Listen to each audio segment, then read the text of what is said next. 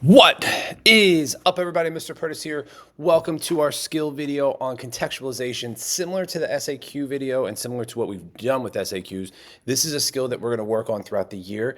You might get it right off the bat from this video. It might take you a couple times to do it, but it's hugely important. It's found on multiple parts of the AP exam. It's not only an AP World, but it's also something you need in AP US and then an AP Euro. So it's something that if you're going to take more AP history classes, you need to get it. You need to understand it. So I want to explain what it is, get into it right here. So here's the deal.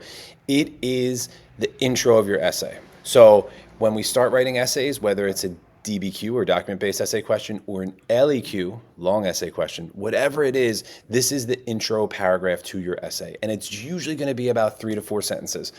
I would say try and go 4 sentences all the time, but you can get away with 3 sentences if it has some chock full of facts or you have prepositional phrases, but, then, therefore, and whatever it is.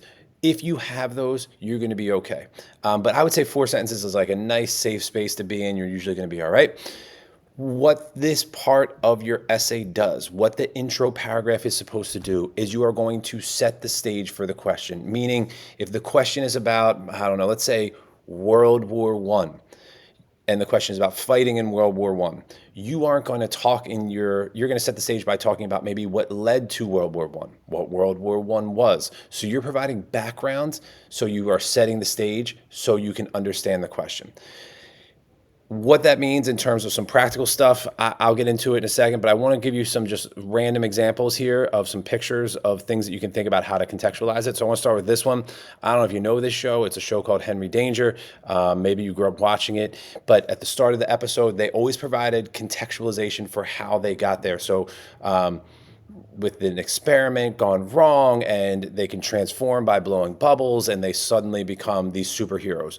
And that is contextualization. So the background that you provide to give info. One of my favorite shows growing up was The Fresh Prince of Bel-Air. If you know the song, in West Philadelphia, born and raised, that's contextualization, so you understand what's going on in the show. So contextualization, again, provides background. Here's another one.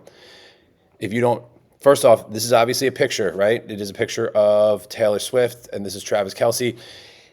You could give me contextualization to explain why he is on the stage. What is he doing there? The two of them have been dating. They've been together for over a year. He came out on stage during one of her concerts in wherever it was.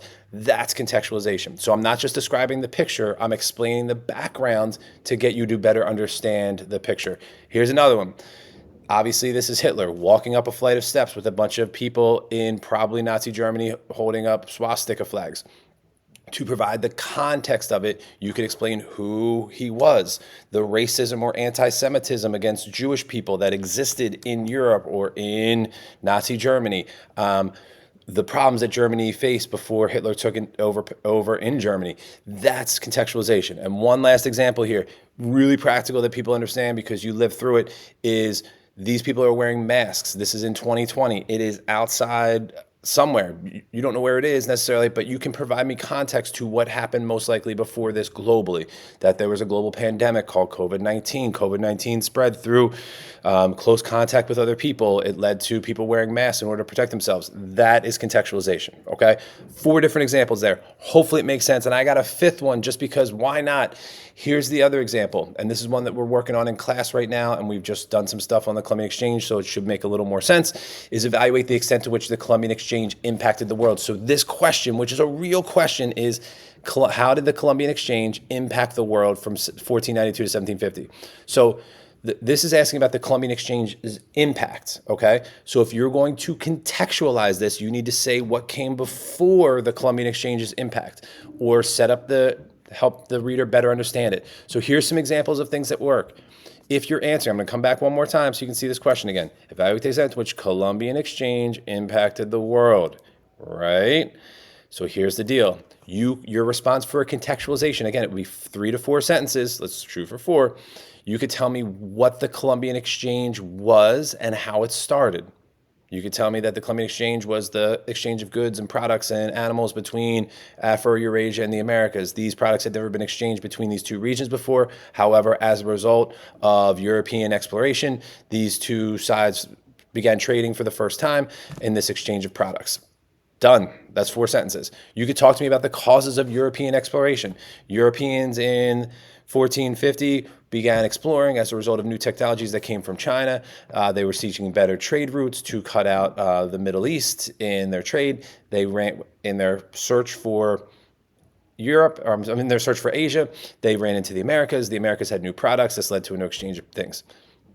5 sentences probably there. And then you could also talk about the Mongol Empire. And coming back to what I just said, you could talk about the spread of compass, astrolabe, all these new technologies that came across the Silk Road to Europe. The Europeans then take those new technologies, create ships, and begin exploring as a result of that. And that led to this period of the Age of Exploration, which leads to the Columbian Exchange and this exchange of products.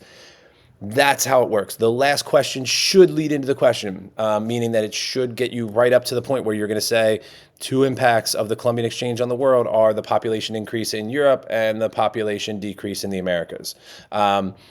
Things that wouldn't work. You couldn't tell me about the Neolithic Revolution. If you talk about, you can't go so far back that it's, you're 8,000 years before this. You couldn't talk about, I don't know, the Crusades, for example. You couldn't talk about, and the one other thing, you can't talk about the impact of the Columbian Exchange. You don't want to tell me what the impact was. That's going to be for your body paragraphs, your essay. So your contextualization can't say something like, the Columbian Exchange impacted many places around the world. Two places that it impacted were Europe and Africa. Europe and Africa had new foods that came in.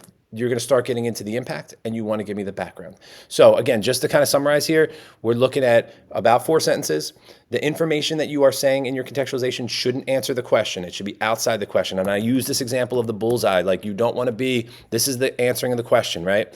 Hitting the bullseye is the answering the question. You want to be a little outside of that bullseye. You want to expand just a little bit before that time period, but you don't want to go too far out. You don't want to miss the whole target altogether and start talking about things that happened 1,000 years before.